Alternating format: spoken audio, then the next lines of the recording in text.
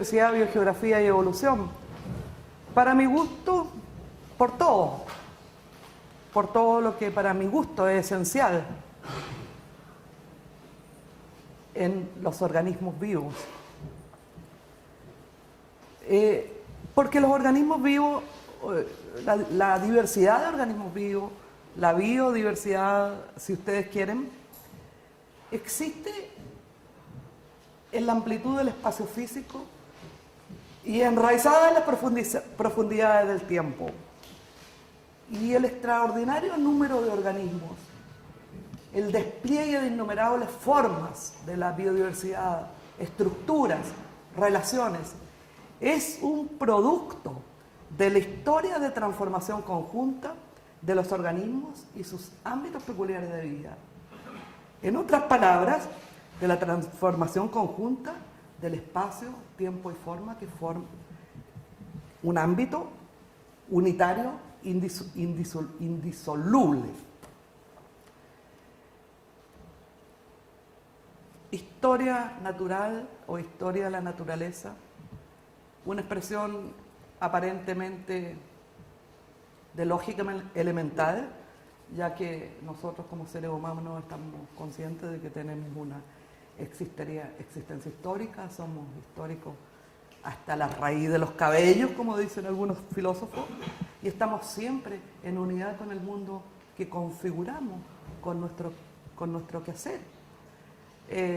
Aunque parezca que este mundo a veces se nos desmorone cuando estamos en soledad o en desesperación, o en miedo, o en aburrimiento, seguimos estando en unidad con ese mundo en que existimos. Esto parece una simpleza, sin embargo, historia de la naturaleza o historia de los seres vivos, el énfasis en la palabra historia ha tenido una larga trayectoria. Y si ustedes me permiten, voy a hacer un pequeño trazado introductorio, antes que lleguen los atrasados, en el desarrollo de esta compleja idea. Para mi gusto, fue con Linneo. Linneo es quien suscita primeramente el debate en torno a qué es la diversidad biológica. Antes de eso, historia natural es la descripción de la naturaleza, llámense piedras, animales, plantas, pero Linneo, en su afán de clasificar las innumerables especies que llegaban de los distintos continentes en esta época de viajeros y viajes, inventó un sistema de clasificación muy sencillo, un sistema artificial que tuvo un enorme impacto en la comunidad científica de finales del siglo XVIII, principalmente porque introdujo un lenguaje sencillo para nombrar las especies, lo que ustedes ya conocen, la nomenclatura binomial, género y especie, que permitió la comunicación entre los naturalistas de la época. Combina un genérico y un específico, y el criterio en que clasificó los organismos también era muy simple, era un criterio artificial, él era botánico, su sistema se llama sistema sexual, clasificó las plantas de acuerdo al número de estambres, un estambre, dos estambres, tres estambres, estambres unidos, estambres separados, etcétera, etcétera, caracteres fáciles de observar en las flores, y eso para él no era ningún problema porque él estaba en el marco de una teoría que había imperado durante toda la Edad Media, una teoría fijista o de inmutabilidad de las especies. Las especies no variaban dentro de sus ámbitos como especies, pero no existía lo que se llamaba la generación heterónima, o sea, una especie da origen a una misma especie en su reproducción, un descendiente homónimo. No existía ningún caso observable de que una especie dé origen a otra especie. Por lo tanto, se pensaba que las especies eran fijas. El esencialismo también se llama a esta concepción. Se atribuye a Aristóteles esto, lo cual me parece un profundo error. La doctrina de la esencia de Aristóteles es muchísimo más compleja, pero fue combinada por el medioevo con la teología y de esta manera surgió esta concepción. Dos naturalistas franceses, Buffon y Cuvier, son los considerados los antecesores de la evolución o transformación de la especie. Buffon introduce un concepto en antinomia con Linneo, introduce un concepto fundamental en biología, que es el concepto de plan estructural o Bauplan en los vertebrados, de tal manera de que la unidad del origen queda establecida a través de este plan común de organización o plan Baum.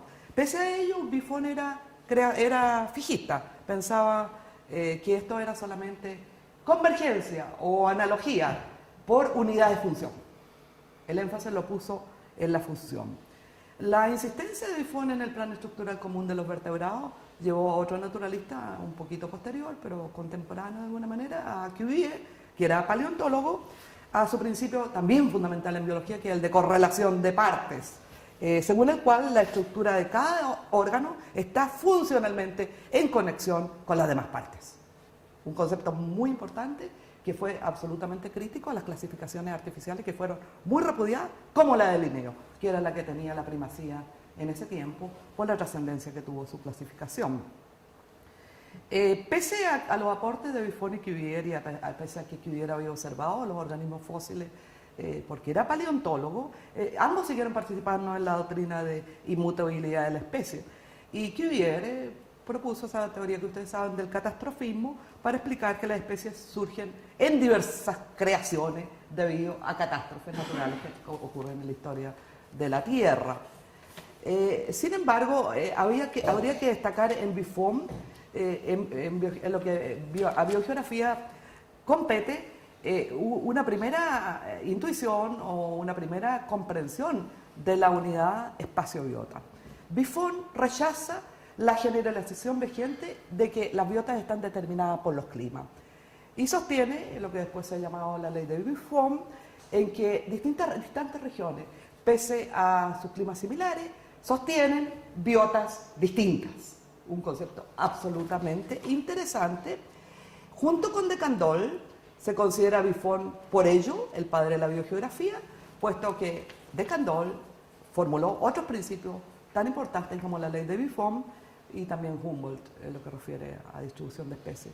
De Candolle introdujo en biología una distinción clave, que es la distinción entre estación y habitación, para distinguir las distribuciones ecológicas determinadas por el clima, fundamentalmente, y las geográficas determinadas por cambios geológicos. La habitación, el concepto de habitación tiene una importancia clave para mi gusto en biogeografía, y sin embargo en biología fue transformándose y perdió su contenido esencial y pasó a constituir, digamos, en ecología lo que llamamos hábitat, la variable físico-química del ambiente físico, el hábitat en que vive la especie. Concepto que no tiene absolutamente que ver con el concepto de habitación de Candolle y más bien corresponde a la estación de Candolle, o stand, como le llaman también, o bestand en otros idiomas.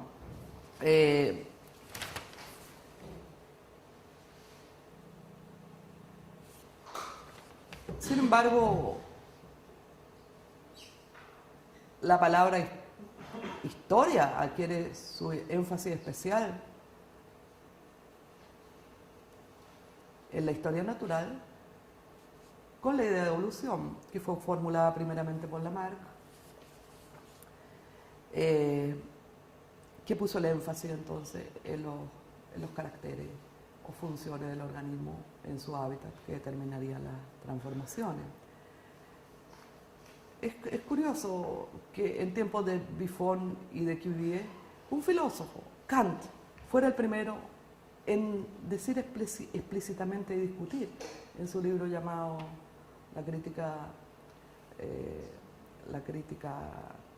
de la razón teleológica, o la crítica del juicio, su tercera crítica, la crítica del juicio.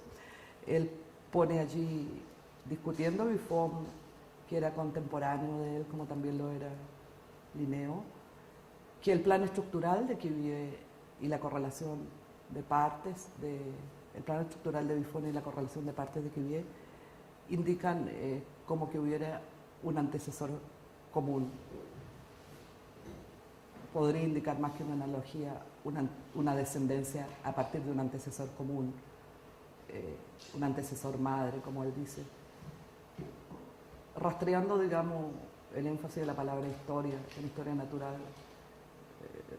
es interesante eso porque se produce en 1790, 60 años, 70 años antes de Darwin.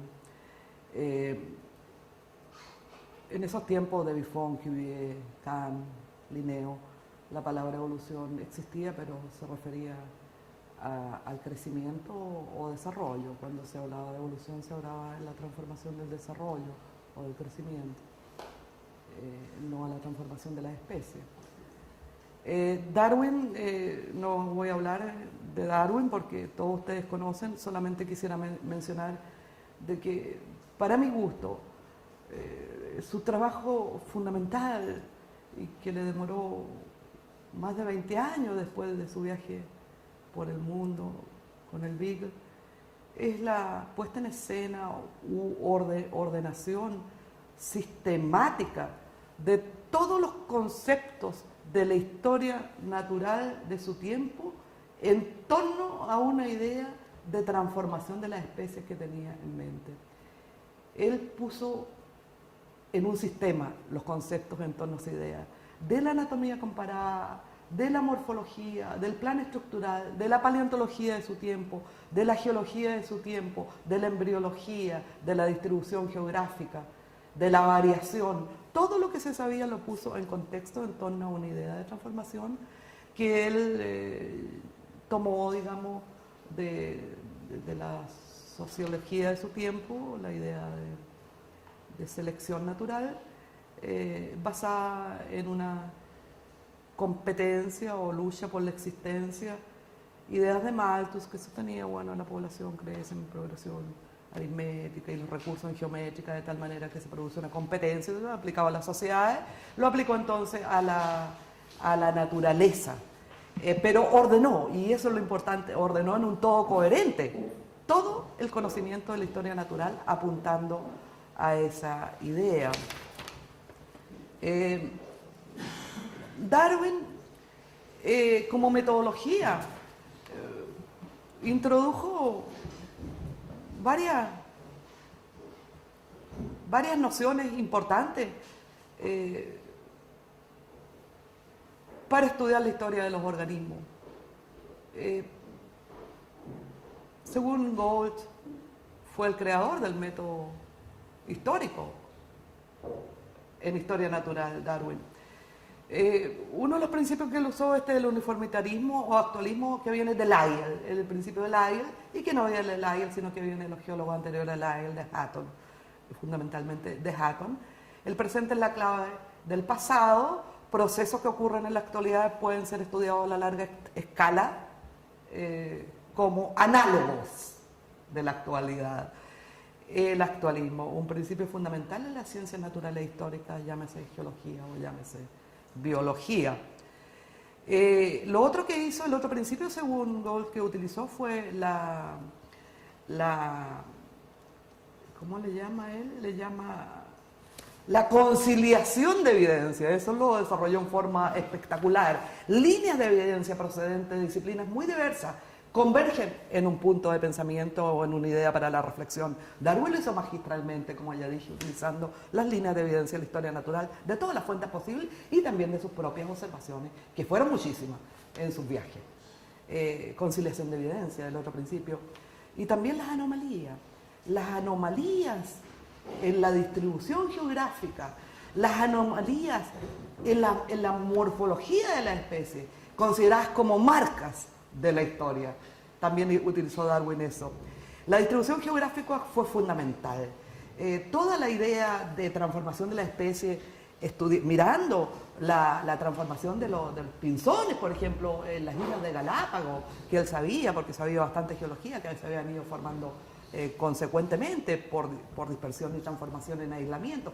Todo lo que significa la comprensión del paisaje chileno y peruano en su viaje del Beagle a través de la costa del Pacífico, la gradación de sistemas que fue viviendo, las disyunciones encima de cerro que lo observó, por ejemplo, en Chile, y que le llevaron a pensar entonces cómo la distribución geográfica se había transformado. Con las glaciaciones, por ejemplo, en tiempos en que los eventos glaciales no estaban prácticamente conocidos, solamente habían observaciones puntuales, no estaba la teoría glacial, eso es del siglo XX. Eso lo veremos en la clase, porque es muy importante este aporte a la biogeografía de Darwin. Para mi gusto, un segundo Darwin es Alfred Wegener. Utilizó casi el mismo estilo de Darwin. En su libro, incluso su libro tiene un nombre parecido al origen de las especies, se llama El origen de los continentes y océanos. El libro apareció en 1915, en que postula la teoría de deriva continental, que sostiene que los continentes alguna vez estuvieron unidos, constituyendo una masa única que él llamó Pangea, y que se desmembraron después del Paleozoico, primeramente en dos continentes, la Eurasia y Gondwana, y posteriormente en los continentes que conocemos hoy día. Un planeta dinámico.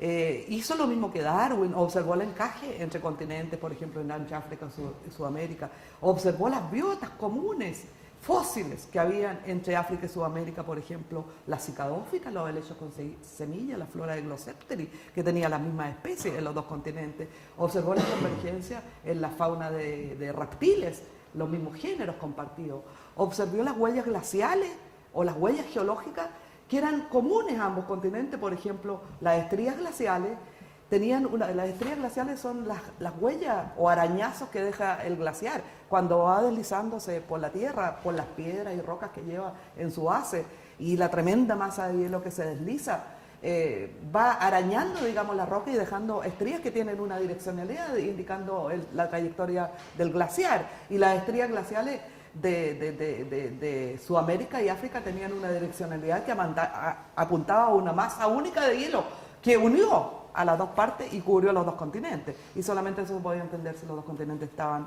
unidos. En fin, propuso además un mecanismo geológico para explicar esta dinámica de movimiento de los continentes basado en corrientes de convección en el interior del manto, que no convenció a los geólogos, por lo cual su teoría fue bastante desprestigiada, en 1926 prácticamente enterrada, y solamente una lenta acumulación de evidencias proveniente de la sismología, de la geología submarina, de la física, sobre todo el paleomagnetismo y múltiples otras ramas, permitieron la reformulación de esta idea, esta fundamental idea de Wegener en la teoría tectónica de placas del 62, y que es que la postuló, no se atrevía a publicar, sabiendo el destino que tuvo Wegener, y le llamaba un ensayo geopoético a su teoría tectónica de placas. Se confirmó solamente después por un estudiante británico, Vines, en el 63, la teoría. Ahora es el eje de la geología, así como la evolución es el eje de la biología. La biología pasó de lado por la teoría de Wegener, la desechó, y paradojalmente un poco por la influencia de Darwin, porque con posterioridad a Darwin, a finales del siglo XIX, siglo XX, esa trilogía,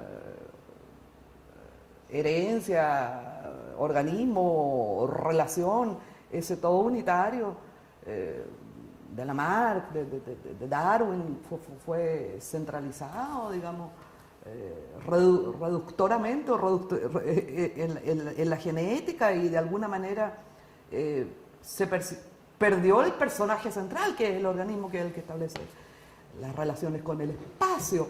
De alguna manera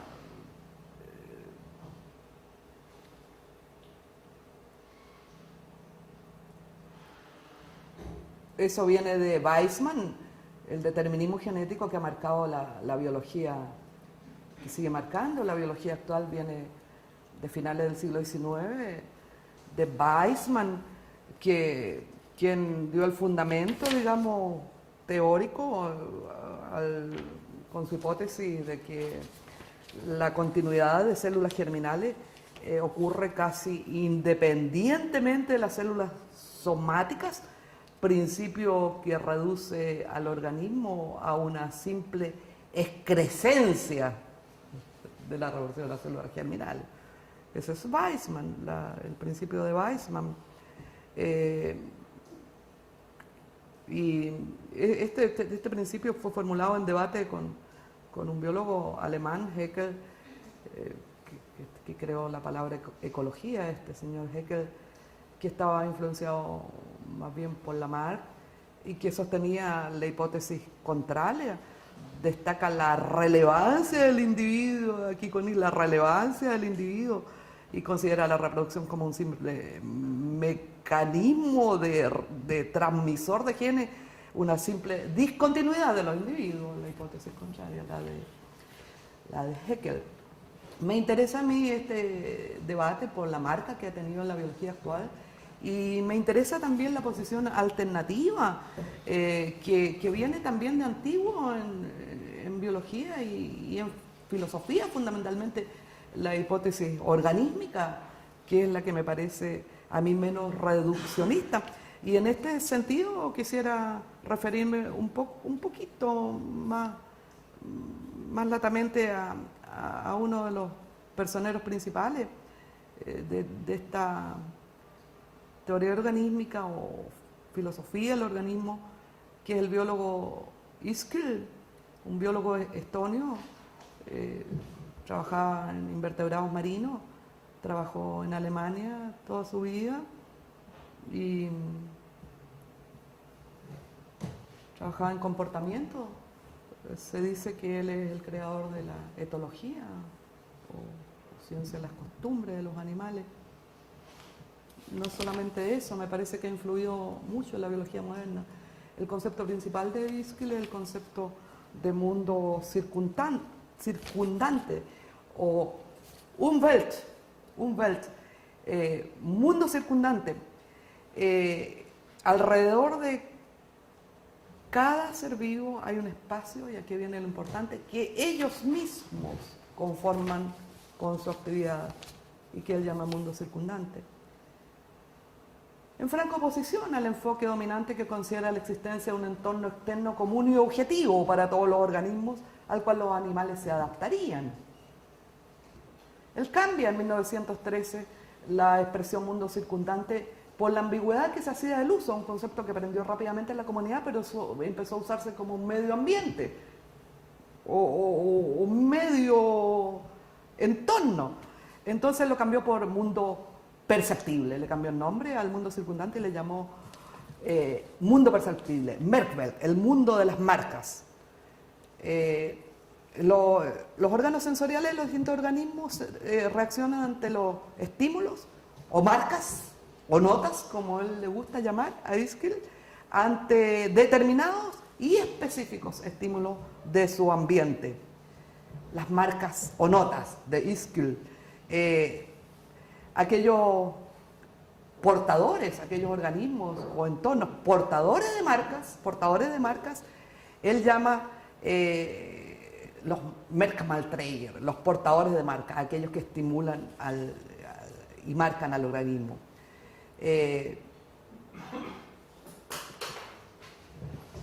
Es paradigmático su ejemplo de la garrapata, que se ha repetido mucho en la literatura para explicar lo que él entiende por marcas y mundo circundante.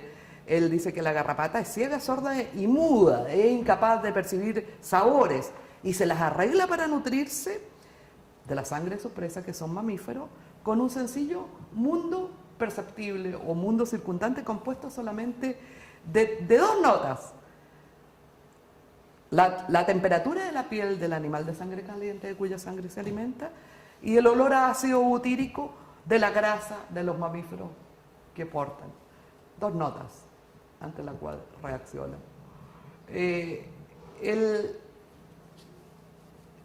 El animal no percibe las propiedades físicas o las propiedades químicas de los objetos, ni tampoco los objetos como tales de su entorno, sino solamente las determinadas notas o marcas del portador. Y siguiendo con su metáfora musical, Ischl llama tono al piso u horizonte de significación del que percibe y que hace variar radicalmente el sentido de lo percibido por los distintos organismos, tanto mientras más diferentes sean. El tono de una flor es distinto para una oruga que se la come, para un animal que la perfora para poner sus huevos, para una niña que la busca para hacer un ramo de flores, o para quien sea. Cada organismo percibe la marca con distintos tonos musicales. Le encanta la música a Ischl. El mundo perceptible se completa con la efección, digamos, en el mundo que él llama de efectos, y a la dinámica recíproca de estos dos mundos él le llama círculo funcional, el mundo perceptible que va desde el portador de significado hasta el organismo, hasta el órgano receptor del organismo que percibe la marca, el órgano efector que efectúa, digamos, la acción determinada en el mismo portador de la marca, que ahora se llama portador de efecto. Cierra este círculo funcional para Ischl y que es singular para cada organismo. Y eso es lo interesante, a mí me parece, de la teoría de Ischl.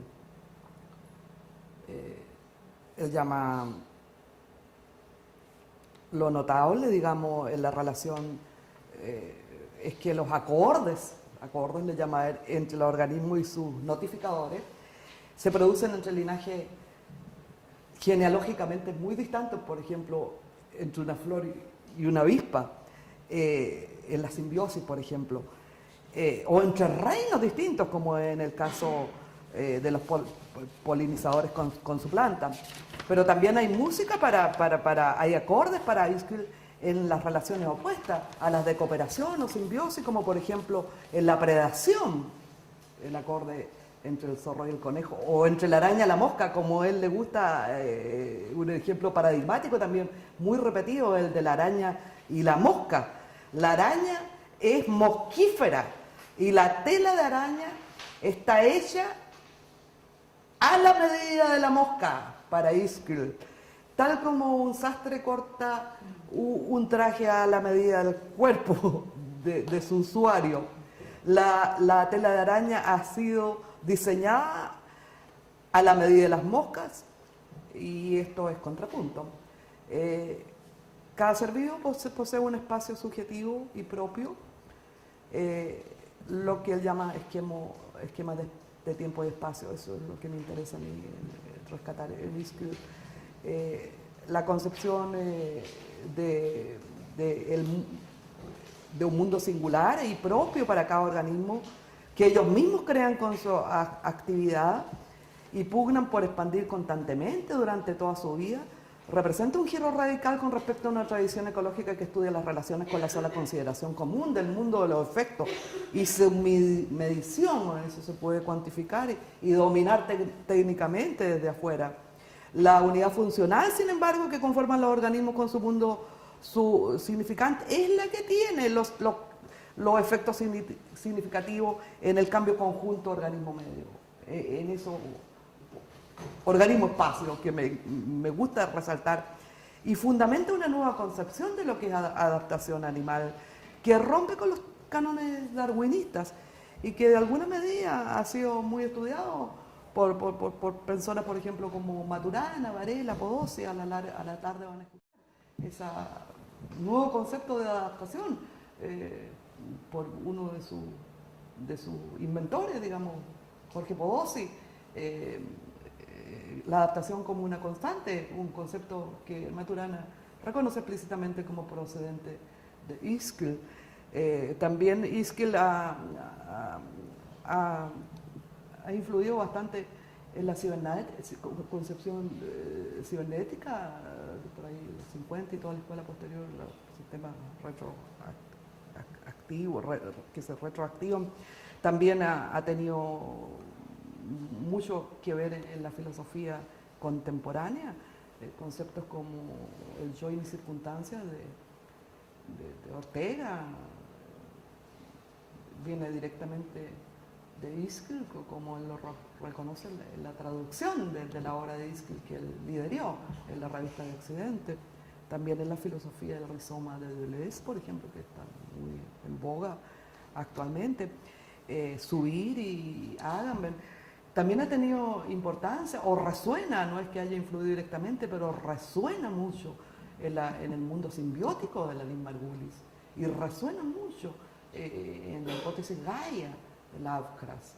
La hipótesis Gaia, la conocen, ¿no? Ischel, resonando para mi gusto. Una infinita variedad de mundos perceptivos, todos igualmente perfectos y conectados entre sí como una gigantesca partitura musical, como le gustaba a Ischel, a pesar de ello, incomunicados y recíprocamente excluyentes. Lo dice mejor Heidegger, la biosfera como anillo de anillos. Entrelazamiento recíproco de los anillos de los animales, el mundo circundante, o anillo, como le gusta llamar a Heidegger, que surge del propio pugnar de los animales, evidencia un modo fundamental de ser que es distinto de todo mero estar presente. Si consideramos que en cada una de estas pugnas el ser vivo se ajusta además en su propio anillo, algo de la propia naturaleza de la fuera, entonces hay que decir que en esta pugna de los anillos se nos revela un carácter de dominio interno de lo viviente dentro del evento general, una superioridad interna, vivida en la propia vida, en la naturaleza sobre sí misma. En fin, bonito lo dice Heidegger en el 29. Anillos de anillos, comunidades, biosfera, Gaia. Con esto termino la introducción, parece que llegó la gente, así que ahora voy a empezar la clase. Quiero terminar con Croizat. La biología pasó de lado con Wegener, también en cierta medida con Ischel, la ecología marina.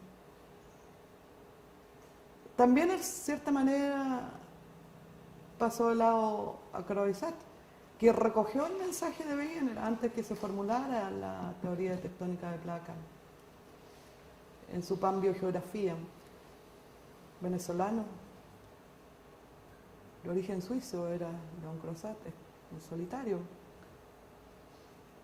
La disyunción de múltiples especies debido al crecimiento de barreras o vicarianza, como él le llamó, explica las distribuciones geográficas de muchas especies, más que la dispersión a partir de centros de orígenes, que era lo que dominó en la biología del siglo XX, por la influencia de Darwin, que en ese aspecto insistió en esto de los centros de origen y dispersión a partir de estos centros de origen.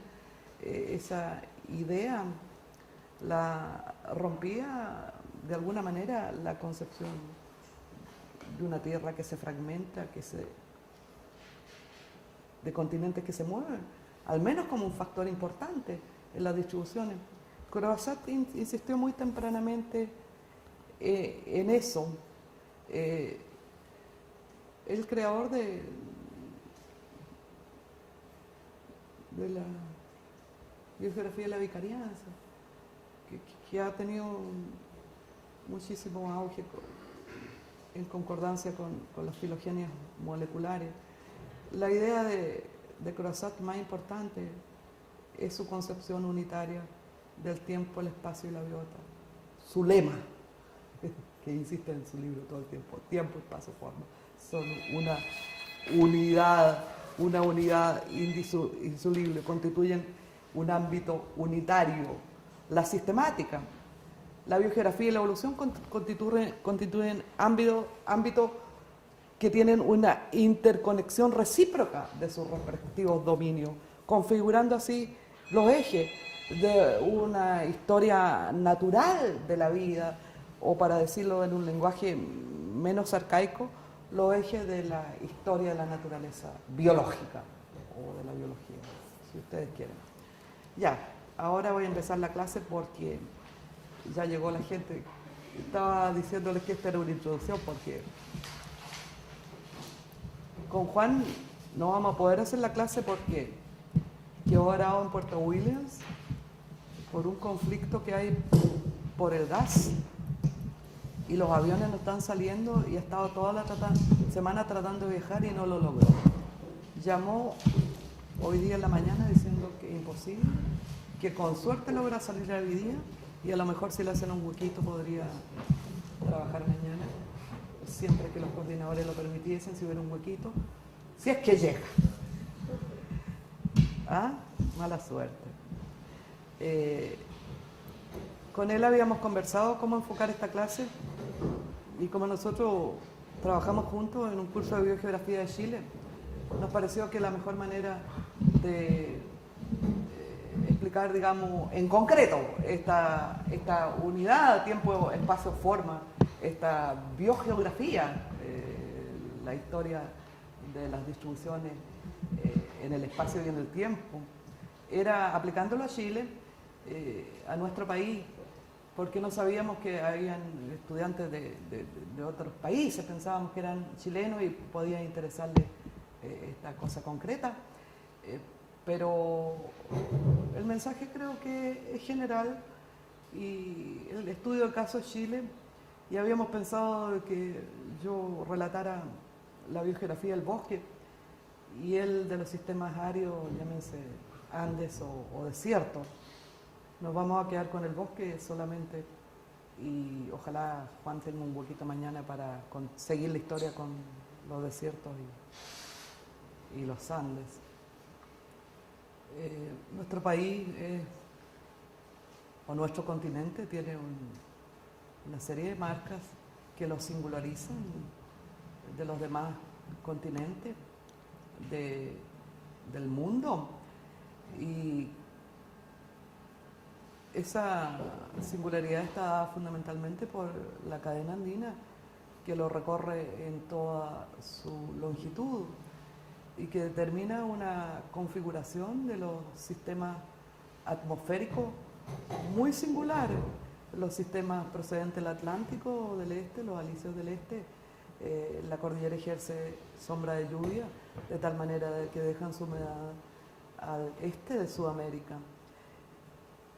En contraste, el cinturón de los oeste, Oesterlei, de las latitudes templadas, que viene del oeste, deja su humedad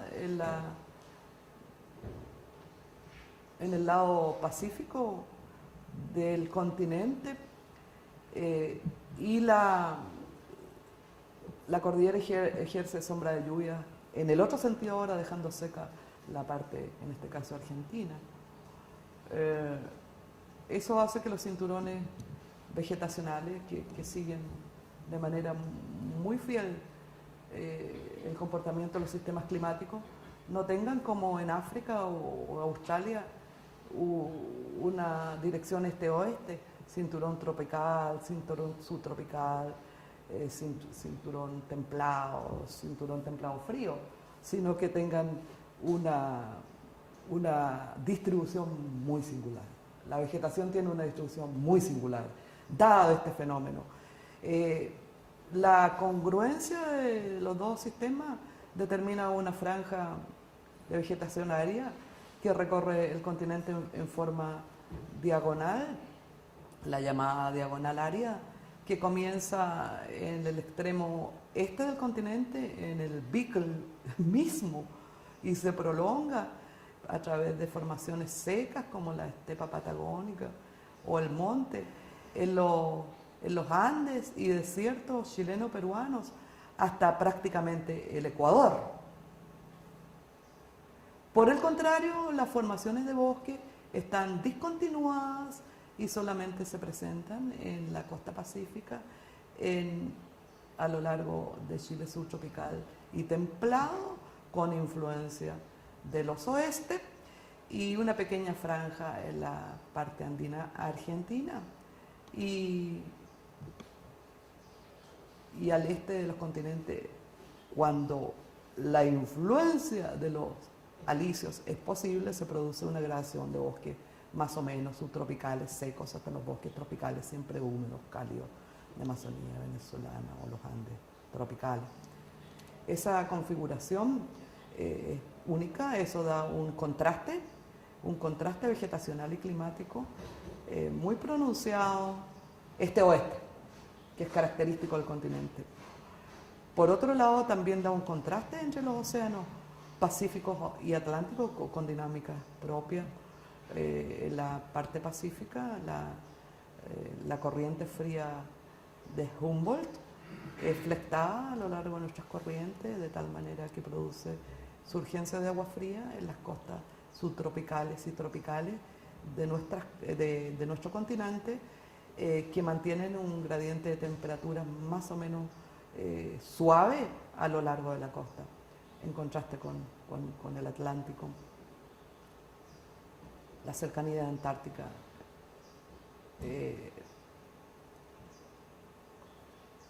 también tiene una importancia grande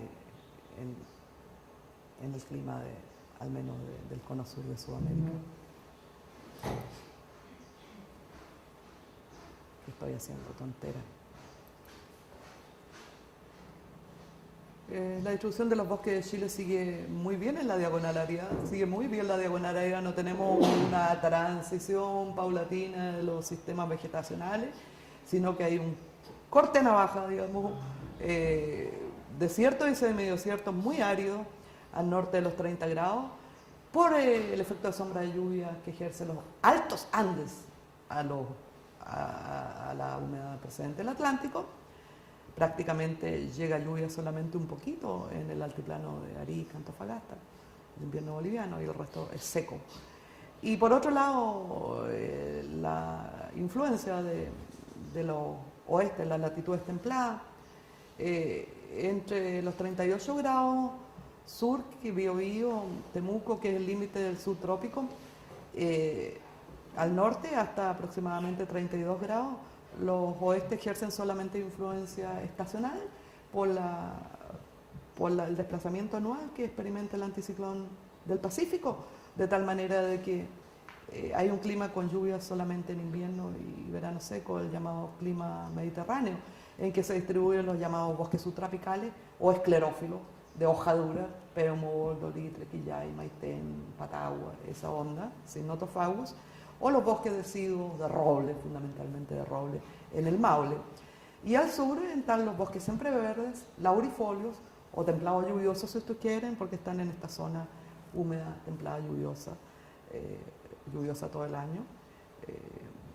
Esa es la distribución de bosques. Dos cordilleras recorren el país y eso determina las distribuciones y se ve muy bonito en los mapas de distribución.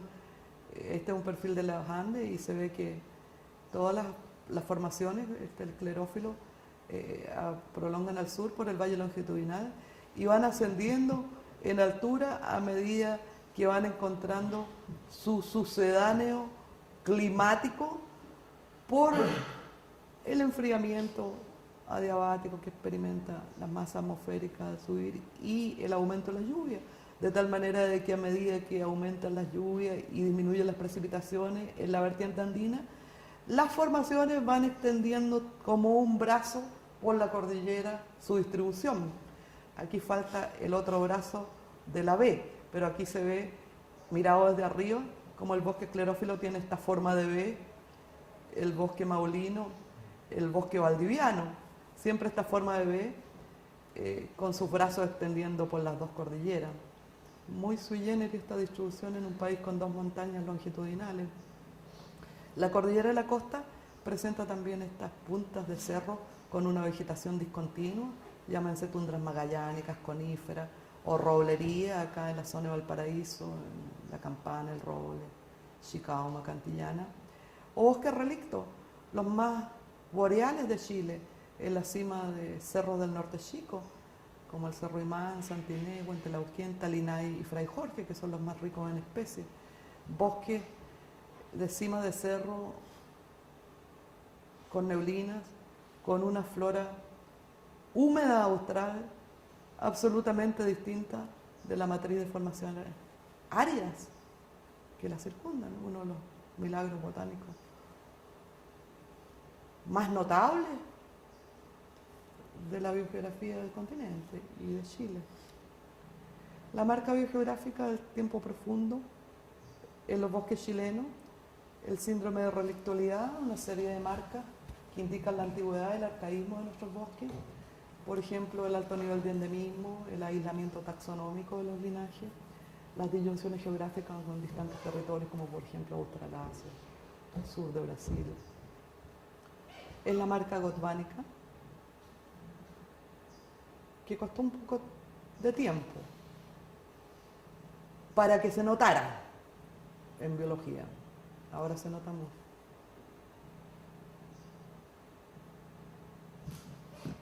Ven el llamado Gondwana a la porción sur del Pangea, y este es África, Sudamérica, Antártica, India, Australia, Gondwana, de la cual esta parte del Gondwana occidental, Sudamérica, Antártica, Australia, que es la que se separó más tarde, es la que tiene más importancia para nuestra flora.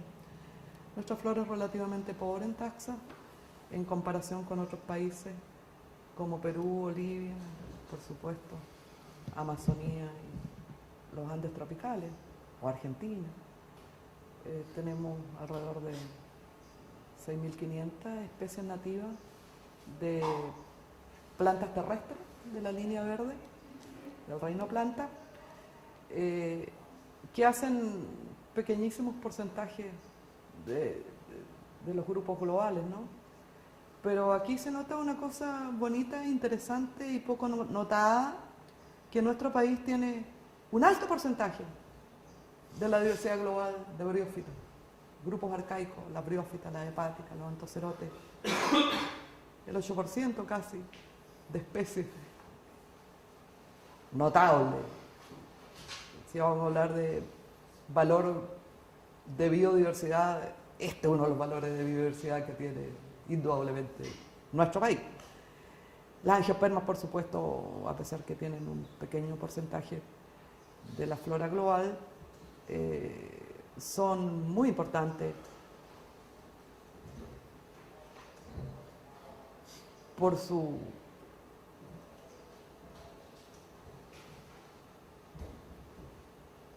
complejidad, me gustaría llamar, como estamos hablando de complejidad todo el tiempo. El bosque indudablemente es el sistema de mayor complejidad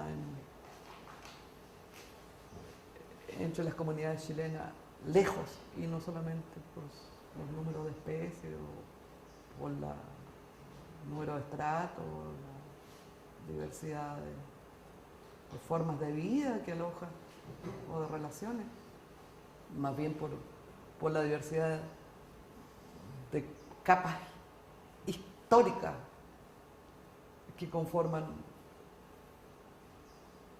la evolución de los distintos linajes que confluyen en su composición florística. Entonces vamos a referirnos a la angiosperma y a la briófita como ejemplo. Perdonen si los lateo un poco con plantas, pero lo que quiero mostrar es la marca biogeográfica, esta complejidad, sostener, digamos, este argumento de complejidad extrema de los bosques del cono sur, digamos, de Sudamérica, mostrando, digamos, muchas cosas. Las briófitas son importantes, tenemos hartas especies de hepáticas, 538, más de musgo, 866, y solamente 11 especies de antocerotes, que no son muchas a nivel global, son solamente unas 400 a nivel global, los antocerotes, un grupo súper importante, estos son los antocerotes, un grupo súper importante por su arcaísmo. Hay 10 géneros a nivel global, o habían 10 géneros a nivel global. Las briófitas están ocupando los distintos hábitats en el bosque, y eso es extraordinario, por eso hay tantas, diría yo. Están en las rocas, están en las hojas, un carácter muy raro en las zonas templadas. Casi no existen bosques en las zonas templadas del mundo que tengan esta especie de epifila, como lo tienen nuestros bosques. Esto es característico más bien de los bosques nublados de los trópicos, esta característica de crecer sobre hojas. También están en el agua, sobre las piedras, por supuesto en los troncos podridos, y sobre los troncos vivos y en el ramaje. Todos los hábitats ocupados por la briófita explican su diversidad. Y otra cosa notable es su extremada abundancia en las regiones más frías y más lluviosas de Chile, desde la 10ª a la 12ª, donde tienen ambos grupos, la hepática y los musgos, sus auges, claramente. En contraste, por ejemplo, con la angiosperma, que tienen claramente su máximo en la transición mediterráneo-templada, entre el Maule y el Biobío. Esta extraordinaria riqueza de hepática y de musgo de Chile se nota cuando uno compara con el resto de los países que son muy ricos en especies comparado con Chile, pero en este grupo de las briófitas presentan cierta equiparamiento de las diversidades, lo cual es muy raro porque nuestro país es muy pobre en especies de angiosperma con respecto al resto de los países. Las zonas de alta diversidad, ustedes todos saben que están del mundo, están concentradas en los Andes tropicales, donde hay más especies en el mundo, en los Andes tropicales, en todas estas zonas rojas. También en Chile Central, por la convergencia de floras neotropicales con Austral Antártica, que ha ocurrido durante toda la historia. Pero con respecto a este grupo que estamos viendo, las briófitas, el extremo austral de nuestro continente constituye un núcleo, un punto caliente de biodiversidad también, que debemos marcar y remarcar porque son cosas que por alguna razón extraña nadie las conoce ni nadie las apunta cuando habla de conservación, cuidado de la biodiversidad. Son plantas arcaicas. Las briófitas también tienen un valor evolutivo biogeográfico extraordinario. Son las primeras plantas que poblaron la Tierra descendientes directas de las algas caraficias de la línea verde. O sea, son los antecesores de todas las plantas terrestres de la línea verde, del reino planta, las briófitas. No sabemos cuál grupo. Algunas filogenias dicen los antocerotes y otras las hepáticas. Las hepáticas, los antocerotes son pocos, son como 10 géneros a nivel mundial, pero ahora son 11, y esto lo digo con mucho orgullo. Tenemos un género nuevo de antocerotes para la flora mundial, el género número 11, para fimatoceros. Lo encontramos en Sabayar con Gabriela Hessel, la experta en el grupo. Lo volví a encontrar en la quebrada de Córdoba y también lo encontraba en ciertos lugares en Valparaíso. Es un género nuevo, fue muy bien estudiado por Gabriela, le llamamos para fimatocero por su parecido con el género fimatocero, y el nombre alude a estos tubérculos, que es la única género de antocerote que tiene esos tubérculos en el borde del talo. Y diademato, el nombre de la especie, se la pusimos porque las esporas tienen esta diadema de báculas en la cara proximal. Acá se ve con detalle, en la cara distal. Las hepáticas se clasifican por las esporas, entre paréntesis, son todas distintas, enormes y bellísimas. Los antocerotes, de acuerdo a algunas filogenias, forman la base de las plantas terrestres y son parafiléticas con relación a los otros grupos de briófitas, la hepática y los musgos, de acuerdo a algunos autores. De acuerdo a otros autores, como Nishiyama, el grupo de briófitas sería monofilético, hepáticas, musgos, antocerotes, y los más antiguos serían los antocerotes, este pequeño grupito de 11 géneros. De acuerdo a otras filogenias, no está esclarecido este problema. Por ejemplo, esta de Malonek. Las hepáticas serían el grupo más basal en las plantas terrestres. Seguirían los musgos, y los antecedentes estarían directamente ligados a las espermatófitas de las plantas con semillas. No está aclarado este problema, se los digo para mostrar cuán arcaico y cuán importante desde el punto de vista histórico evolutivo es también el grupo, además de su diversidad. Un ejemplo, en una hepática del complejo Palaviciniopsida, el complejo Symphyogyna, un pequeño grupo de Symphyogyna, 25 especies de África, Sudamérica y Australasia gotvánica, un pequeño grupo de dendroide, tiene hábito de dendroide, constituido por 3 especies, Podophylla de Chile y África, y Hymenophyllum de Australasia y Bogotensis de los Andes tropicales. Esta es Symphyogyna Podophylla de Chile. La distribución es gotvánica, como ustedes pueden ver, grupo arcaico. Podophylla está en África y en Sudamérica, entre ellos Chile, sur de Brasil. Bogotensis está solamente en los Andes tropicales y Hymenophyllum en Australia, Tasmania y Nueva Zelanda. Las filogenias moleculares muestran 2 clados en el complejo de esta especie. Podophylla de Sudamérica y África y Hymenophyllum de Australasia. Interesante, las especies antecesoras de las australasianas sería una especie de Sudamérica, Bogotensis. Distribución gotvánica. Caso Hymenophyllum, un poco más reciente, tiene distribución austral-antártica, aquel momento del Gondwana en que estaba unida Sudamérica, Antártica y Australia, y ya se había desprendido África. En negro está la distribución de Palavicinium, de Hymenophyllum, que tiene 3 especies también, Pedicelatum en Chile, Flavelatum en Australasia y Leptopodon en Tasmania. Las filogenias moleculares muestran 2 clados, lo mismo, un clado que diferencia el núcleo sudamericano y el otro clado, el núcleo de la especie de Tasmania y Australasia.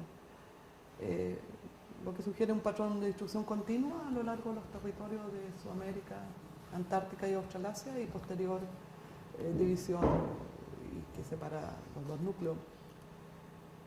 Hepáticas endémicas tenemos un montón, 18 géneros, ya es el valor de la... los musgos, dar un ejemplo, los musgos, la familia más bella de musgos chilenos, la Hypopterygiaceae. En general, la familia Hypopterygiaceae tiene 21 especies y 7 géneros, y en Chile tenemos 2 géneros, que es este bellísimo, el musgo paragua, Hypopterygium twini, y el Lopidium concinum, esos 2 géneros. También tenemos otra especie de Hypopterygium, el Lidictium, y el Hypopterygium arbuscula, que parece un arbolito. En Australasia hay otros Hypopterygium, como este Rotulatum, y hay otros géneros de Hypopterygiaceae que no tenemos acá, como Hypnodendron y Cyatoporum. Las filogenias moleculares muestran que las Hypopterygiaceae, con sus 2 géneros, forman un clado relacionado que une la especie australasiana y chilena del Opidium y de Hypopterygium, pero separan un grupo arcaico constituido por un género o una especie chilena llamada Hypopterygium twini, que no sería un Hypopterygium, estaría muy alejado, y un género australasiano. Interesante porque quedó separada nuestra especie más bella en un género propio, separado, antiguo, del Gondwana occidental. Arbúsculo Hypopterygium arbuscula es el nombre que propone, el nuevo nombre que propone el autor para este nuevo género de musgo de la flora chilena, con lo cual hacemos 3 géneros endémicos. Poco aparentemente, pero eso es porque los musgos tienen evolución críptica, en general los grupos inferiores tienen evolución críptica. Es difícil separar por la morfología de las especies. Eso se ve muy bien, por ejemplo, con un musgo Pirrobrion brioides que está en el neotrópico, en los Andes tropicales, está en la Patagonia, chileno-argentina, y también está en Australia, Tasmania y Nueva Zelanda. La misma especie, Pirrobrion brioides. Sin embargo, la distribución de los haplotipos muestran que se trata de especies crípticas. Un clado que separa, por supuesto, más tempranamente las especies australasianas del núcleo sudamericano, y dos clados que separan las especies, las formas, o digamos, los individuos, o las poblaciones patagónicas de las poblaciones neotropicales. Se trataría entonces no de una especie, sino que de haplotipos con el resto de los países de Sudamérica. Es bastante rica si la comparamos con países europeos o de otros continentes. En especies, ¿eh? Pero es interesante cuando la comparamos los compartimentos, por ejemplo, las especies de bosque con las especies andinas y los números totales de la flora chilena. Uno puede ver de que las especies de bosque constituyen un pequeño porcentaje de la flora total chilena comparado, por ejemplo, con las especies andinas. Y no así en el número de familias. Hay mucha familia y pocas especies en el bosque, dicho en lenguaje simple. Eso significa aislamiento taxonómico, linaje separado. Y pobre, eso de pobre significa extinción. Linaje antiguo, arcaico, y dentro de los cuales han ocurrido extinciones. Eso se ve, por ejemplo, si comparamos el número de géneros por familia y el número de especies por género. Se ve que de la flora total versus la de bosque, se ve que en verde la de bosque, se ve que hay un alto, en rojo la de bosque, hay un alto porcentaje de familias monogenéricas en comparación con la flora total, y un alto porcentaje de géneros monoespecíficos en relación con la flora total. O sea, los géneros tienen pocos miembros y las familias tienen pocos miembros. Lo mismo, arcaísmo, extinciones, antigüedad. Otro síntoma que constituye este síndrome de ranitoloidad, otro síntoma es el endemismo, el nivel de endemismo, entendiéndose por endemismo la unicidad distribucional. Hay muchas especies de los bosques que están exclusivamente y solamente en nuestros bosques subtropicales y templados y lluviosos. De hecho, casi el 90% de las especies con flores y el 87% de las vasculares leñosas. Casi todas las especies son endémicas, digámoslo de otra manera. Son solamente de acá. Y si eso no es un valor, digamos, para considerar la biodiversidad, yo no sé. Además, en género, mirámonos en género, un alto porcentaje, un tercio de la flora también es endémica. Géneros propios de los bosques del Cono Sur. Ese síntoma de relictualidad también, el aislamiento geográfico. Ahí está la estadística, en pteridófitos, espermatófitos y los totales, se ve que especies endémicas de Chile y Argentina suman cerca del 90% de endemismo. Muy pocas están en otros bosques de Sudamérica o extra Sudamérica, la mayoría lechos, no plantas con semillas. Mirado en géneros también se ve lo mismo, un alto porcentaje endémico, un alto porcentaje de endemismo. Pero aquí se abre la cosa y se abre hacia un aspecto muy bello, que es la marca que yo quiero mostrar en la clase. Esa relación genérica con distantes territorios del mundo, precisamente los territorios con los cuales estuvo vinculado el sur de Sudamérica durante su etapa Gondwana, antes del desmembramiento del Gondwana, y vinculado antes de que se levantaran los Andes en Sudamérica.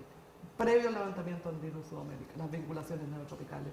Y eso lo muestra claramente esta tabla. Lo otro, el tercio de los géneros endémicos, que es el tercio neotropical, antes de que se levantara el Ande, y el otro tercio es australasiano, australantártico y pantropical, o sea, antes del desmembramiento de los territorios del Gondwana. La marca de la flora de bosques de Chile está dada por esta característica distribucional. Y los géneros te abren o te muestran eso. Ahí está en otra forma representado estos tres componentes importantes de los bosques chilenos, lo que se llama elementos biogeográficos o mixtura de elementos endémicos, neotropical y australantártico que constituyen la flora de bosque. Este elemento endémico, digamos, que constituye un tercio, aparentemente fuera muy enigmático y estuviera allí, pero si nosotros lo abrimos a sus relaciones filogenéticas con géneros similares o con géneros vicarios, vamos a encontrar también el vínculo, ya sea con Australasia o con el neotrópico. Igual son elementos neotropicales o australantárticos de la flora chilena, pero el tiempo de aislamiento ha llegado a la diferenciación genérica, pero no así al vínculo con géneros vicarios o parecidos, neotrópico o en Australasia. Entonces, resumiendo el síndrome, la disarmonía de la riqueza de especies y género, ya la mostramos, el aislamiento taxonómico que se da a la elevada proporción de familias monogénicas y monoespecíficas, el alto nivel de endemismo al nivel genérico y específico, y esta marca es la relación biogeográfica con distantes territorios, lo que da el carácter mixto de los bosques chilenos.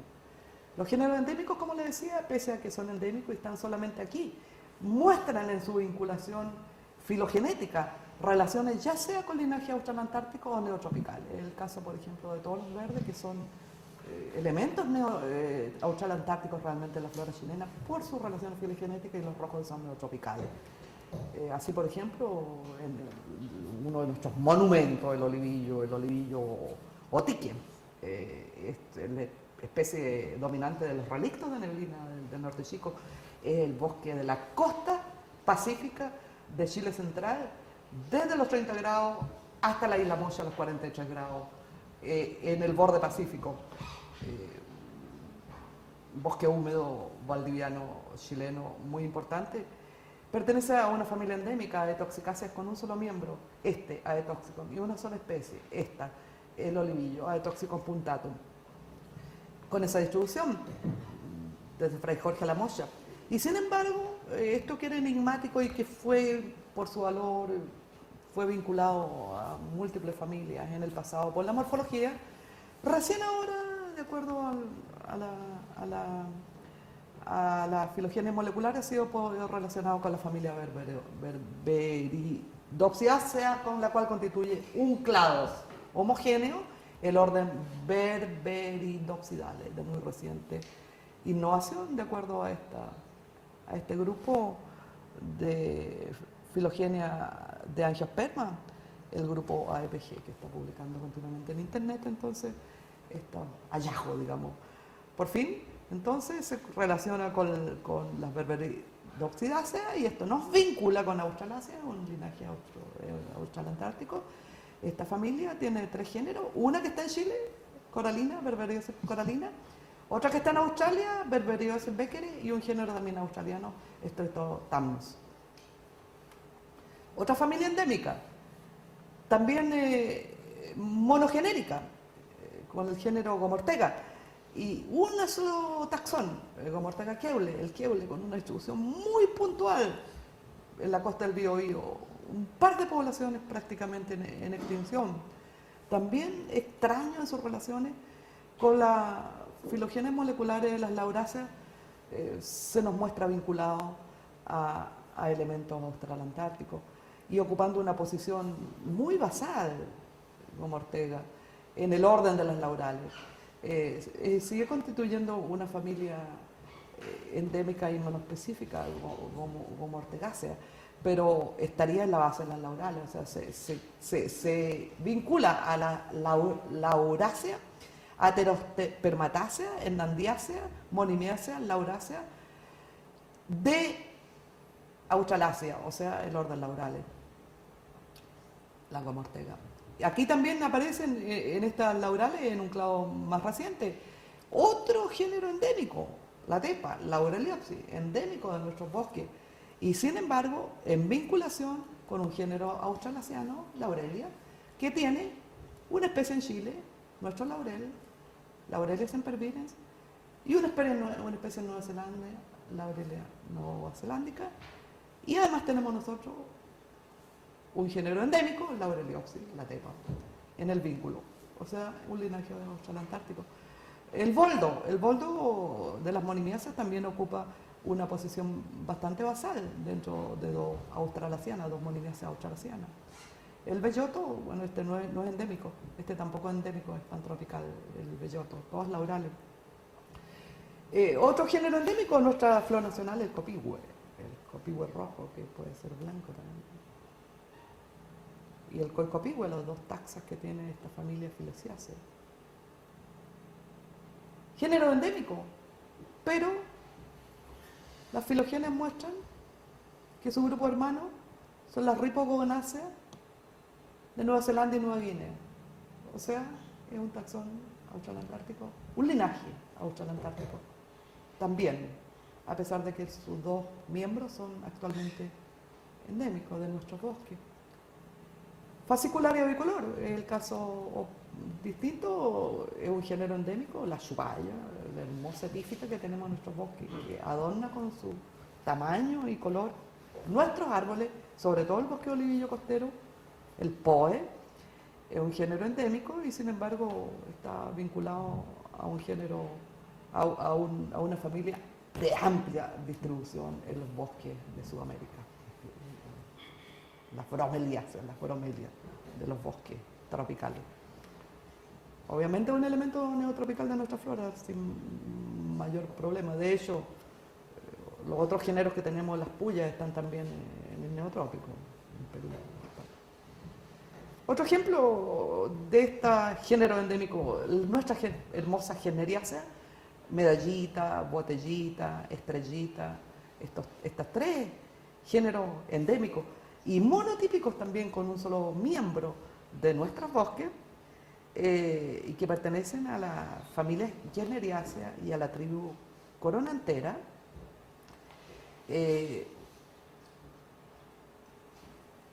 han planteado preguntas, enigmas, son neotropicales, son australasianos. ¿Por qué? Porque la familia Generiácea es una tremenda familia tropical con cerca de 3.200 especies en los trópicos del Nuevo Mundo y el Viejo Mundo. Y las dos tribus están separadas, las dos subfamilias están separadas. Las Generioides son del Neotrópico y las Cirtandroides son del Viejo Trópico. Están separadas las dos subfamilias. Y nuestro pequeño conjunto endémico de los tres generitos pertenece a la tribu coronantera de la Generioides, que es la única grupito que tiene compartimentos allá y acá. O sea, es compartido.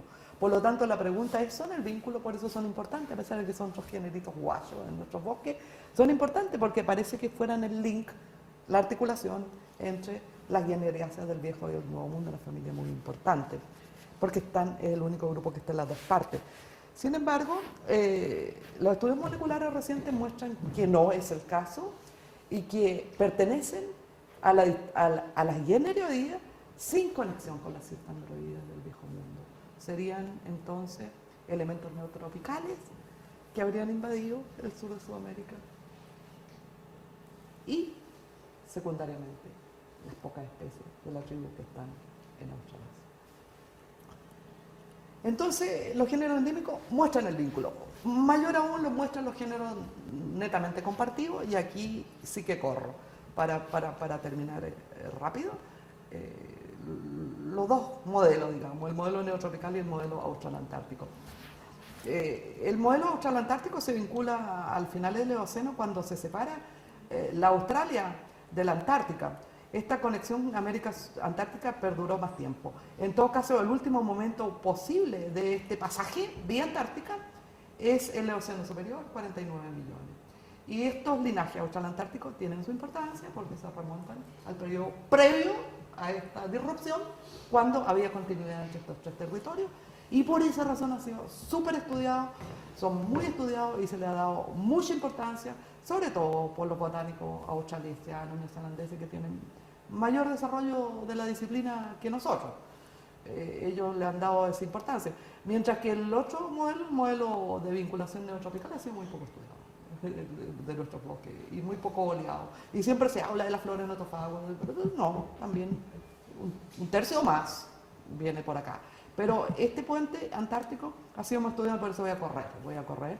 Esto ya fue visto por el amigo del alma que tenía Darwin, Joseph Hooker, que era un botánico que estudiaba todos estos territorios antárticos y que estableció por primera vez el vínculo, digamos, entre estos territorios, porque él observó las convergencias de las floras de estos territorios en contraposición a su propio amigo Darwin, que tenía la idea de que las floras se originaron en el hemisferio norte, en Centroamérica, en el hemisferio norte, y de ahí migraron hacia el sur. La hipótesis imperialista de la tía, cómo va todas las cosas de la Dios.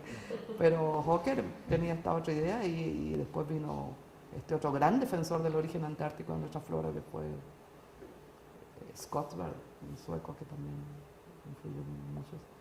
En todo caso, esto es conocido de más tiempo, así que por eso voy a correr. Toda esa familia compartía, un montón de familias, Araucaria, los botánicos, no me da flojera leérsela, toda esa familia.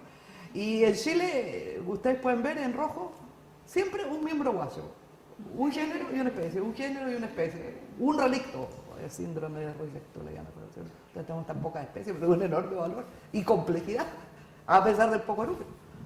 Una especie relicta. Todos esos géneros. Los notofagos, las niñas bonitas de estas disyunciones, araucaria, especies de tundra, el laurel, esta liana, el berberiopsis, especies de tundra, hierbas rarísimas, que seguro que ninguno de ustedes las ha visto, que para verla hay que hacer toda una expedición aracnítica, especies de tundra, el ulmo, el principal componente del bosque valdiviano, el tineo, la tiaca del bosque norpatagónico, liana, griselínea, las lusuriagas, las quilinejas, las proteáceas, fuinc, radar, ciruelillo, avellano. Así más o menos el patrón de esta especie australantártica. En nuestros bosques, en Chile o en Chile y Argentina, en Australia, Tasmania, Nueva Zelanda, a veces en Nueva Guinea. Lo principal es notofago, igual los muestro porque son el constituyente principal de todos nuestros tipos de bosques. El género Notophagus, con 10 especies en Chile y 36 especies a nivel global, un solo género, Notophagus, distribuido en Nueva Guinea, Nueva Caledonia, este de Australia, Nueva Zelanda y sur de Sudamérica. Notophagus. Los bosques más boreales caducifolios de Chile, el bosque maulino, está caracterizado por una especie de Notophagus que es el roble. Su forma típica de ver, poblaciones aisladas en la cima de la campana, el roble, todo lo demás, roble. Un poco más al sur, teniendo la misma distribución en las dos cordilleras, el roble. En la transición mediterránea templada, los bosques robles son reemplazados por los bosques de otro Notophagus, el roble. Casi en extensión, porque su madera es una de las más finas y ya la tiene prácticamente desaparecida. Dos especies relictas en el Maule, el gualo y el ruil, muy puntual su distribución, Notophagus. El principal constituyente del bosque valdiviano, el bosque de Coihue-Ulmo o bosque valdiviano, de los cinturones altitudinales bajos en ambas cordilleras, en la zona de Valdivia y Yanquihue. El Coihue, Notophagus dombelli.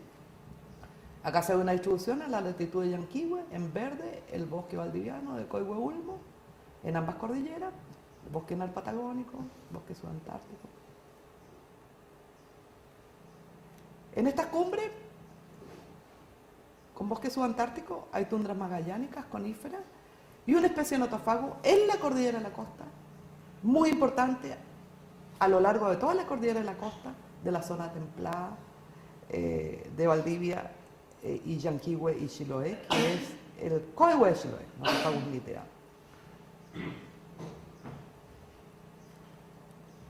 En los Andes, el cinturón superior, por encima del norpatagónico, también constituido por especies de notofago, el ñirro y la lenga, que avanzan hasta Magallanes, por el sur, y hasta San Fernando, Curicó por el norte. El ñirro, la lenga, y por fin el bosque siempreverde de Magallanes está dominado también por una especie de notofago, que es el coibo mayano, notofago heterosexual.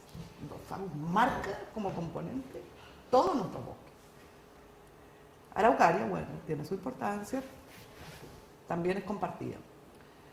El acompañante en el bosque valdiviano del coibo es el ulmo, una familia australasiana, las cunoniáceas, que incluyen a las eucrifiáceas con 3 géneros y 4 especies en Chile: el ulmo, la tiaca, el tineo.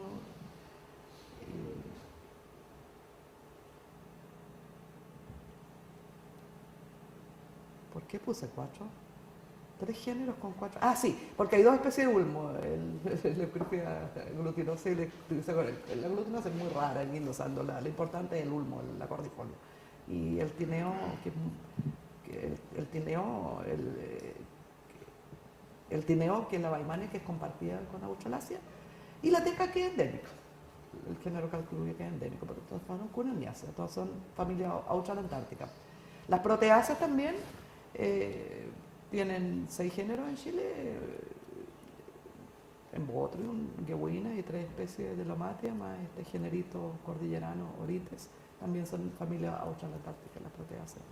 La Aterospermatácea, dentro de las laurales, con un género endémico, Laureliopsis, y el otro género, el laurel, compartido con Australasia. Las lianas epífitas vasculares, arbustos y hierbas también muestran la marca australantártica. Por ejemplo, Griselinia, con 2 especies, con 2 especies en Nueva Zelanda y 5 en Chile. También está una en el sur de Brasil. 5 especies en Chile. La que ya nombré, Berberidopsis, enigmáticos géneros.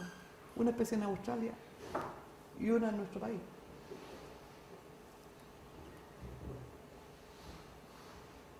Las quilinejas también son australantárticas, las lusuriagas.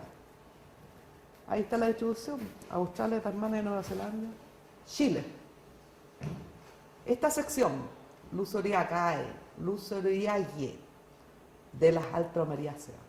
Las altromerias, por otro lado, son neotropicales y tienen una multitud de especies en nuestros desiertos. Las bellas altromerias, y tiene una distribución amplia en Sudamérica. Esa familia tiene el género Altromeria de amplia distribución en el neotrópico, en los desiertos, el género Omarea, con más de 6 especies también en el neotrópico, y una sección Lusuriagae con este género Lusuriagae compartido. No es tan simple la cosa gotvánica, muestra siempre ramales hacia los 2 lados. Lo mismo las calceolariáceas, por ejemplo, Joyán es compartido con Australasia, mientras que Calceolaria, que es un género muy prolífero en Chile, tiene 80 especies. Está en el neotrópico solamente. El género compartido es Joyana. Las calceolariáceas son preciosas. Son sudamericanas, fundamentalmente chilenas. Entre las hierbas está esta cosa rara, Corsiacea, que solamente hay 3 géneros a nivel mundial: Corsia, Corsiopsis y Arachnitis. Este arachnite, una saprófita sin clorofila de nuestros bosques, rarísima. Arachnitis uniflora. ¿La han visto? ¿En serio? ¿La has visto? Porque es muy difícil verla. ¿Ah? Yo la he visto en la isla Moya y la he visto en las islas de Huaquipilán. Son las únicas partes en que... en Chiloé también la vi una vez en KLM. Solamente 3 veces la he visto. Dicen que es común, pero tiene esta cosa que es de emergencia absolutamente antojadiza, seguramente de acuerdo a los sustratos. ¿Ah? Son tubérculos, son los tubérculos que tiene. En este modo permanece la planta todo el tiempo. Rara vez da el estipe con la flor del bigote. Arachnitis. También las tundras magallánicas, que son estos ecosistemas de cojines duros, que forman un mosaico con el bosque en la cima de la cordillera, de la costa de la región de Llanquihue y Chiloé, y en toda la franja pacífica de los canales, las tundras magallánicas, también tienen en su composición, sus géneros principales, muestran esta marca austral-antártica. Y están en el territorio australasiano y en nuestros tundras, y no están en ninguna de las islas subantárticas. Tienen disyunciones continentales. Y son gotvánicas, probablemente me gustan porque probablemente fueron las últimas que pasaron por la Antártica. Estas tundras duras, cuando ya se estaban recogiendo los bosques. Los principales componentes de estas tundras duras son Donatia y Astelia, estos cojines que están mostrando aquí. Donatia, por ejemplo, la distribución de las tundras magallánicas en la franja pacífica más lluviosa de nuestro país, y también en las cumbres de la cordillera de la costa de Chiloé, Sarao, Pelá y Nahuelbuta, hasta Nahuelbuta. Entonces, Donatia tiene 2 especies, una en Chile y Argentina, y la otra en Nueva Zelanda. Hay una Donatia magellánica, que no estoy muy segura si es otra especie o no, probablemente sea la misma. La familia Donatiaceae. Las Asteliaceae tienen muchas especies, pero en los continentes, en Australasia, pero en Chile, en las tundras, solamente esta, que es un componente principal, Astelia púmila. La Rastiolácea, Apodasmia, también, esta sección, digamos, Apodasmia de las Rastioláceas también es compartida. Otro género de tundra, la Gaimardia, también tiene una especie chilena en las tundras, Gaimardia australis. Otras especies de tundra, la Escalonia, Tribeles, una especie de tundra. Las escaloniáceas también son raras porque tienen 7 géneros y 130 especies que son de ambos territorios. Valdivia, Guyana, que ya la mostramos, una sola especie en Chile. Tribeles, esta que están mostrando, una especie en Chile. Y el género Escalonia, 14 árboles en Chile que son solamente de Sudamérica, y hay unos pocos en otras partes del Neotrópico, pero casi todos están en Chile, pero no están en Australia. Eso se ve muy común. La Valdivia Guyana, rarísima, escaloniácea, y el género Escalonia, como decía, con 14 especies de árboles en Chile. Esta es la Escalonia pulverulenta, común en Chile central. El Dreamis también, me aburrí. Con esto estoy terminando. La otra marca, como decía, Neotropical. Toda la importancia se ha dado un poco a esta biogeografía austral-antártica, porque es muy notable, porque son 10.000 kilómetros de océano que nos separan de esos territorios, no es trivial la disyunción. Y toda esta historia gotvánica, desde el nombramiento del Gondwana, que es preciosa y que está muy bien su cronología cada vez más precisada, de tal manera de que las concordancias entre los cladogramas de área y los cladogramas filogenéticos se hace cada vez más elegante, cada vez más precisa, cada vez más bella, y todo un trabajo que se está haciendo actualmente, ¿no? Muy dinámico. El elemento neotropical, sin embargo, no se le ha dado tanta importancia, porque no hay tantos estudios acá en el continente, pero es muy importante, más importante que el elemento australasiano, al menos en la composición de nuestra flora global. Prácticamente, gran porcentaje de la flora de desiertos, semidesierto y ande es de origen neotropical. Y de los bosques, más de un tercio, o un tercio, al menos. Por ejemplo, ya las nombraba, la tribu Lusuriaga, que es compartida, pero la tribu altromeria, de las altromeriáceas, Bomarea con 100 especies, tenemos una en el bosque. Neotropical, Bomarea salsilla. Ahí está la distribución de altromeria, Lusuriaga y Bomarea. Esta es la forma que tienen las distribuciones que más interesantes me parecen a mí, porque este modelo, digamos, de disyunción en la costa pacífica de Chile, en el sur de Brasil, en la costa atlántica, y en la vertiente oriental de Perú y Bolivia, es la marca distribucional de desmembramiento de la franja subtropical de bosque que cubrió nuestro continente antes de formación de los Andes. En ese momento probablemente había una zonación parecida a los otros continentes y este subtrópico estaba poblado por bosques continuos que una vez que se elevaron los Andes fueron fragmentados y posicionados en las costas atlántica y pacífica y se desarrollaron las formaciones áridas al medio. Y este patrón va a esta historia. Y esta es una historia un poquito más reciente y que ocurrió, como ustedes saben, a partir de Plioceno, cuando ocurre el levantamiento final de los Andes, en el Neógeno, en que son fragmentadas. Entonces son floras miocénicas, 15 millones, parece que hasta el Mioceno, 15 millones de años. Y esta desgraciadamente es la historia que iba a contar Juan. La historia de los Andes, ¿no? La importancia de la cronología del levantamiento andino que va provocando estos fenómenos. Pero Juan, si llegará mañana y hará su clase si hay un hueco, hoy día seguro no va a llegar. Y era su parte. Bueno, esta forma la tienen las pataguas, por ejemplo, y las yaquiguas, los dos géneros de crinodendron que tenemos en Chile, una especie compartida con Bolivia y Brasil y Argentina, de la familia de Eleocarpáceas.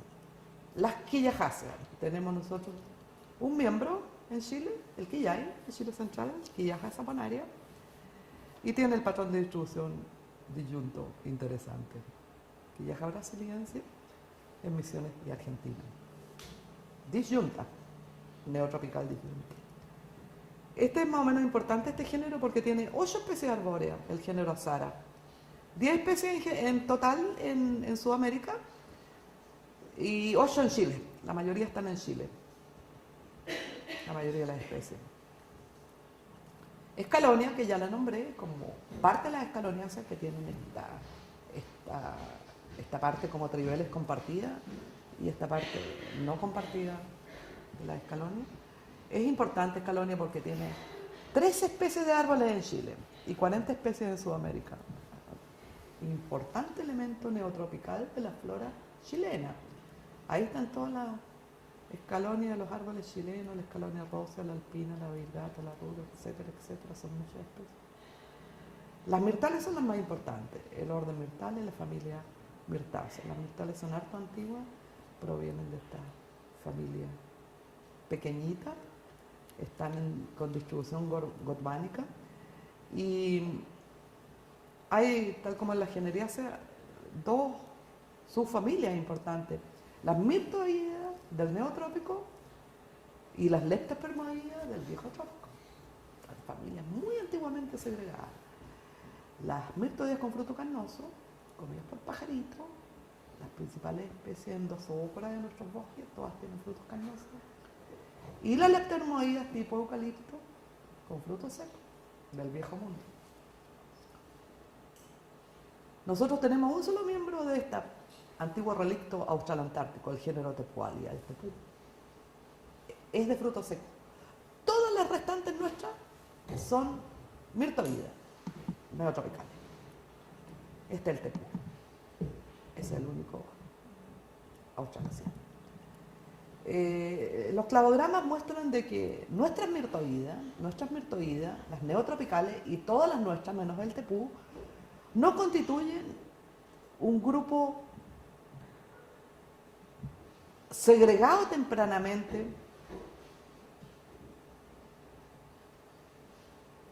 ¿Qué estoy diciendo? No constituyen un grupo monofilético, porque son descendientes de las australasianas. Son descendientes de las australasianas.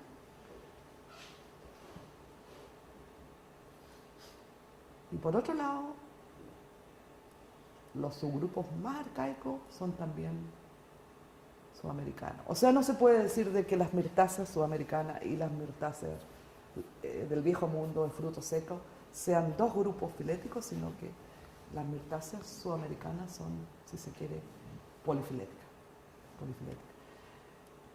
Ahí están el arrayán, la murta, la luma, el meli, el temu, la peta, la pitra, la caipeta, el tepú. Muchos árboles de nuestros bosques que deben conocer son mirtáceas. El género más importante es Mersogenia, que tiene más especies, con 34 especies en el sur de Brasil y 14 especies en Chile. Como esta, por ejemplo, que es la constituyente de los relictos, la petrilla. De los bosques pantanosos de Chile Central, la petra, por ejemplo, es una Mersogenia seca.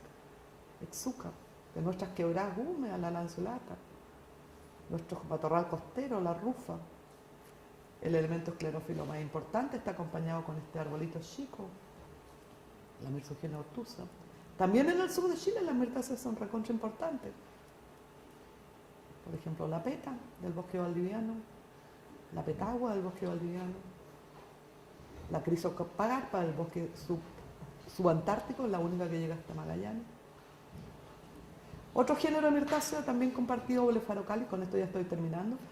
Con esto termino, por fin también hay disyunciones sudamericanas que tienen este patrón, esta estructura, y que obviamente son distribuciones por el corredor andino cuando las cordilleras eran bajas, vale decir, neógenos, finales del terciario, antes de que se levantaran los Andes en su estatura cuaternaria, hubieron posibilidades de migraciones. Por ejemplo, las murtas nuestras, que están en las dos partes, los Andes tropicales y en el sur de Chile, o los chaurapos de las tundras, estas mirtáceas enanas, la mirteola. Mirciantes también es compartido.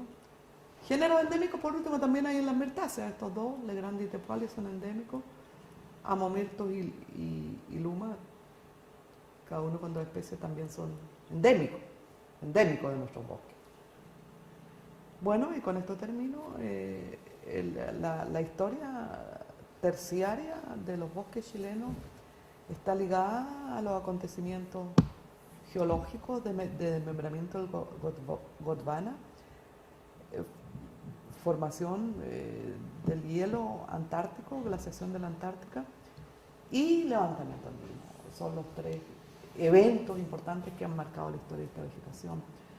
Este es un modelo de Hinojosa en que muestra todas las floras fósiles, digamos, de Chile y Argentina, y muestra que en el Cretácico Paleoceno, cuando todavía estaba unida a Sudamérica, Antártica y Australia, predominaban floras cálidas, neotropicales, constituidas fundamentalmente por lauráceas del orden laural, de las cuales nuestros componentes son las monimiáceas, las terpenoides, la mortegácea,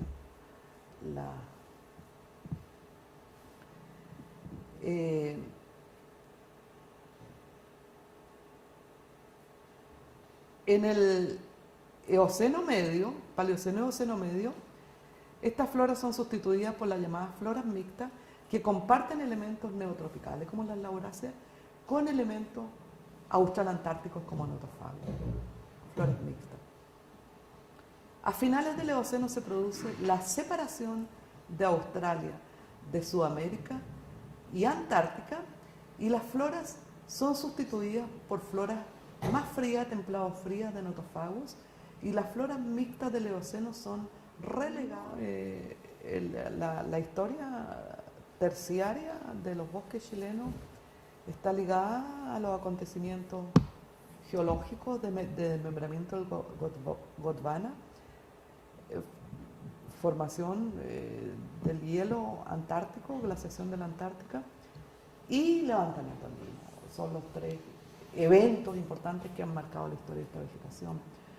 Este es un modelo de Hinojosa en que muestra todas las floras fósiles, digamos, de Chile y Argentina, y muestra que en el Cretácico Paleoceno, cuando todavía estaba unida a Sudamérica, Antártica y Australia, predominaban floras cálidas, neotropicales, constituidas fundamentalmente por lauráceas del orden laural, de las cuales nuestros componentes son las monimiaceas, las terpenoides, la homortegácea,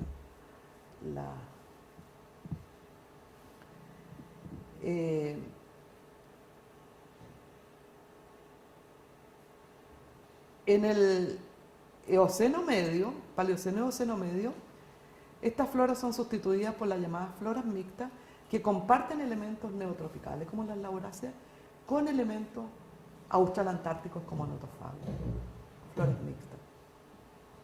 A finales del Eoceno se produce la separación de Australia, de Sudamérica y Antártica, y las floras son sustituidas por floras más frías, templado-frías de notofagos, y las floras mixtas del Eoceno son relegadas a Chile central.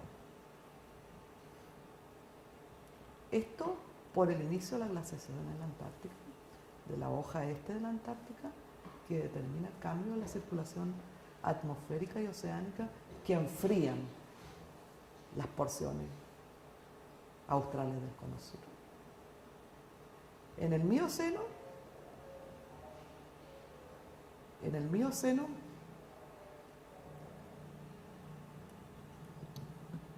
inferior a superior se produce la expansión de floras subtropicales, en que aparecen por primera vez en el registro fósil los elementos del bosque esclerófilo de Chile central, como Cryptocaria, Peumus, muchas mirtáceas, nuevamente lauráceas. Y esta flora es la que es interrumpida con el levantamiento final de los Andes del Plioceno. Los climas cambiaron sustancialmente también. No quise mostrar la curva general, prefiero mostrar las curvas de Felipe Hinojosa, hechas con fisionomía foliar a partir de estas mismas floras, que muestran que, si bien es cierto, las temperaturas altas, muy altas, del Paleoceno-Eoceno contrastan con las temperaturas más frías de este periodo Oligoceno y nuevamente tienen un repunte similar en el Mioceno, en este tiempo, no así las precipitaciones. El Paleógeno, Paleoceno-Eoceno, cuando predominaban estas floras neotropicales y mixtas, era un clima muy húmedo y muy cálido. Era un clima tropical, en el verdadero sentido de la palabra clima, tropical. Después de la separación de la Antártica de la Australia, cambia el sistema climático y el enfriamiento se produce asociado a una disminución notable de las precipitaciones. Y este momento marca la sustitución por floras subantárticas, templado-frías, dominadas por notofagos. En el Mioceno, si bien hay un auge nuevamente de las temperaturas, no así de las precipitaciones, probablemente por el incipiente efecto de sombra de lluvias de las cordilleras de los Andes, que en este momento, Mioceno medio, tenía estatura alrededor de la mitad de la estatura actual. Pero ya ejercían alguna sombra de lluvia a los vientos de fuente oeste, de manera de que los climas estaban un poco más secos. Pero probablemente, y eso es lo interesante, todavía con afluencia de ambos sistemas, del este y del oeste. Esa típica curva bimodal de los climas de Sudamérica, excepto Chile. O sea, lluvia de verano y lluvia de invierno. Por ejemplo, en Mendoza, ya se ve esa forma bimodal. En Chile no la tenemos. Pero probablemente en estos tiempos sí había esta región. Bueno, y con esto termino. Aquí me engrapo. Bueno, ustedes lo pueden leer ahí.